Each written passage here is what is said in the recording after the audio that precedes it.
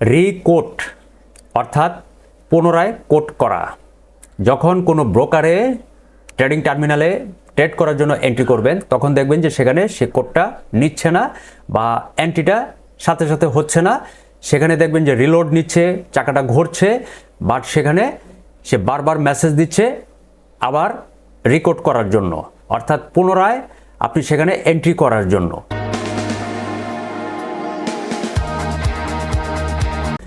এরকম দেখবেন যে একবার, দুইবার, তিনবার সে রিকোড করার জন্য কয়েকবার যখন এই এন্ট্রিটাকে ওপেন করার জন্য একটা মেসেজ দিতে থাকবে, পপ আপ উইন্ডো আসতে থাকবে রিকোড রিকোড, তখন দেখবেন যে আপনার প্রাইসটা যখন আপনি এন্ট্রি করার জন্য চেষ্টা করেছিলেন সেই প্রাইসে নাই। অলরেডি তখন মার্কেটে 10 পিপ, 15 পিপ, 20 পিপ সে ওঠানামা করেছে, যে কারণে আপনাকে আবার রিকোড করতে বলছে।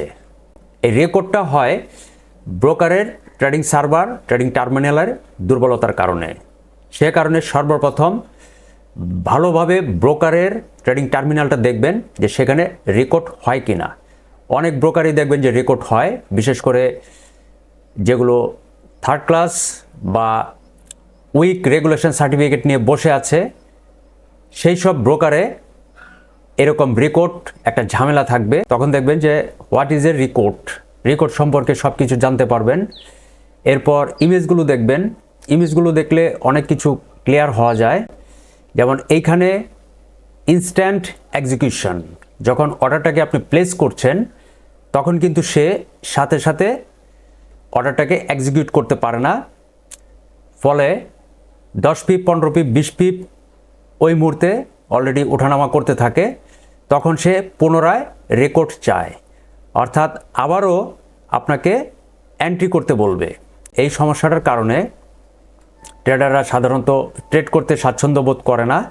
এটা মূলত হয় ব্রোকারের ট্রেডিং এবং সার্ভার দুর্বলতার কারণে। কারণ ব্রোকারে যদি ট্রেডিং সার্ভারটা দুর্বল থাকে, সেখানে যদি রিলোড নিতে থাকে বারবার, এবং বারবার যদি আপনার মেসেজ আসতে থাকে যে রিকোড রিকোড, তখন যদি সেটাকে আবার আপনি ওকে করতে চান, তখন দেখবেন যে সেখানে আপনার যে প্রফিটের জন্য 10 পিপ, 15 পিপ বা 20 পিপ অলরেডি সে ওঠানামা করে গিয়েছে, সেই ক্ষেত্রে আপনার রিকোড করে আবার নতুন করে যে অর্ডারটাকে এক্সিকিউট করবেন সেটা করার কোনো মানে হয় না।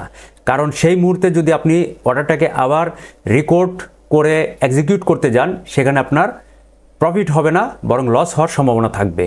তাই যে সকল ব্রোকারে দেখবেন যে এই ধরনের রিলোড নিচ্ছে এবং মেসেজ দিচ্ছে বারবার রিকোড রিকোড, সেখানে ট্রেড না করাটাই নিরাপদ। ধন্যবাদ সবাইকে।